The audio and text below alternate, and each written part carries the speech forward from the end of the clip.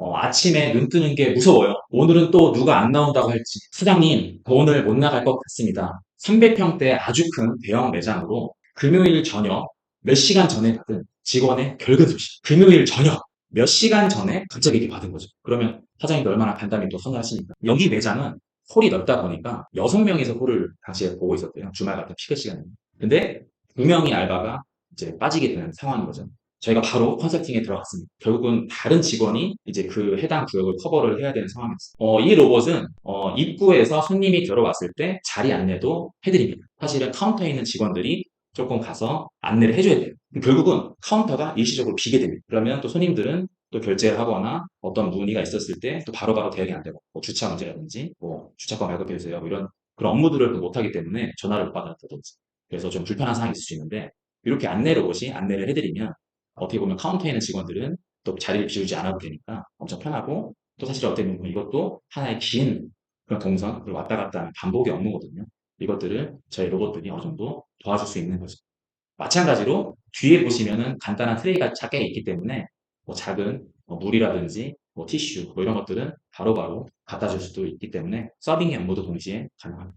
현재는 푸드봇으로 이제 4대를 쓰고 있는데요. 어떻게 하면 최적의 동선으로 최적의 서빙을 할 수 있는지 그 부분을 또 고민하고 고민했습니다. 그래서 저희가 템프로 다킹이라는 방식, 그러니까 로봇이 한 대가 나가면 한 대가 들어오면서 저 안쪽에 있는 직원의 움직임을 최소화하는 방식으로 컨설팅을 도와드렸고 매우 만족감을 표시했습니다. 한번 영상 같이 보실까요? 직원분이 이렇게 된장국과 고기를 B3번 테이블로 보냅니다.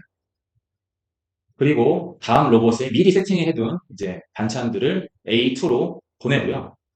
밖에 있던 로봇은 자동으로 안으로 들어가서 다음 서빙을 할 수 있는 거죠. 이렇게 되면 안에 있는 홀에 있는 직원은 주방에 있는 직원은 움직이지 않고 음식을 보낼 수가 있고요. 또 홀에 있는 직원은 로봇이 도착과 동시에 내리면서 이 직원도 주방으로 들어가지 않아도 되니 동선이 그만큼 짧아지는 거죠. 추가적으로 이 매장에는 저희가 호출벨 시스템을 도입을 시켰어요. 저 벨은 이제 손님들이 누른 벨은 아니고요. 직원들이 누르는 벨입니다. 그래서 보시다시피 테이블 아래쪽에 저희가 이제 붙여뒀고, 어, 저녁 피크 시간대는 서빙을 일단 씁니다. 쓰다가 그 한 8시에서 9시 정도 되면 손님들이 이제 식사를 마치고 이제 일어나게 됩니다. 그때 어떻게 보면 이제 밀려있던 퇴식들이 있지 않습니까? 그거를 호출벨 한 번만 딱 눌러주면 로봇이 옵니다. 거기 퇴식기구 또 집기류도 담고 보내면 또 주방으로 들어가니까 주방에서는 바로 설거지를 해주시고 홀 직원은 바로 또 테이블 정리할 수 있기 때문에 결국 대표님들이 이제 손님이 입점부터 퇴점까지 이런 6단계로 이루어져 있다고 생각이 듭니다. 처음에 고객이 들어오면 안내를 하겠죠. 안녕하세요. 어서 오세요. 이쪽에 앉아주세요. 아니면 잠시만 기다려 주시겠습니까? 주문을 하시겠죠. 저기요, 저희 주문할게요. 어떤 거 드시겠어요? 저 맛있는 거. 맛있는 거 주세요. 뭐가 맛있어요? 저 애기가 있는데 어떤 게 안 매워요? 물어보시겠죠. 야, 너 뭐 먹을 거야? 미안해요. 아직 못 정했어요. 이런 다양한 얘기들을 할 테고, 또 주문 조리가 들어가겠죠. 요리를 하고, 그 다음에 서빙이 나가고요. 서빙도 한 번 나갑니다. 처음에 밑반찬부터 메인 메뉴, 그 다음에 뭐 후식까지 나간 경우도 있고, 그리고 다 드시면 또 그걸 다 치워야 되고 또 카트도 갖고 와서 끌차 갖고 와서 퇴식하고 그다음에 나가서 결제를 하는데 여러 명이 있습니다. 한 명씩 결제할게. 아니면 가위바위보 하고 누가 진 사람이 결제를 하죠. 아니면 카드 이렇게 보여주시면서 사장님 뽑아주세요. 이런 경우도 아마 있었을 겁니다.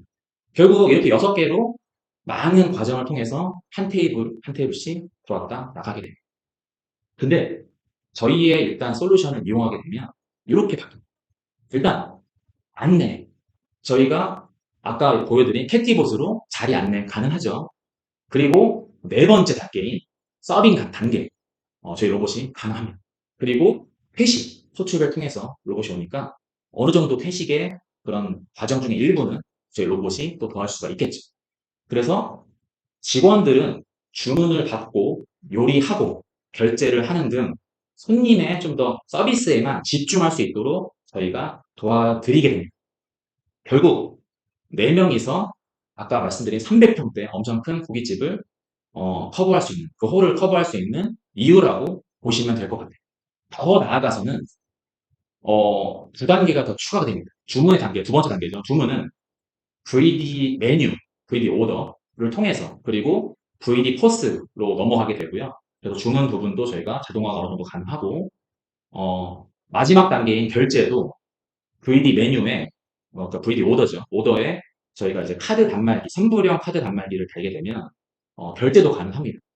그래서 결국 그 내용이 VD 포스로 가서 한눈에 볼 수도 있고요. 그리고 뭐 카톡이나 이런 걸로 저희가 알림톡, 매출 알림톡도 마감할 때 보여드리고 어, 저희 2층에 대룡 20차, 독산역 대룡 20차 저희 2층 짜그리 199 이 집에 오시면 실제 운영하는 걸 보실 수가 있는데요. 저희가 점심시간에는 그 카드 단말기로 선불형으로 진행을 합니다.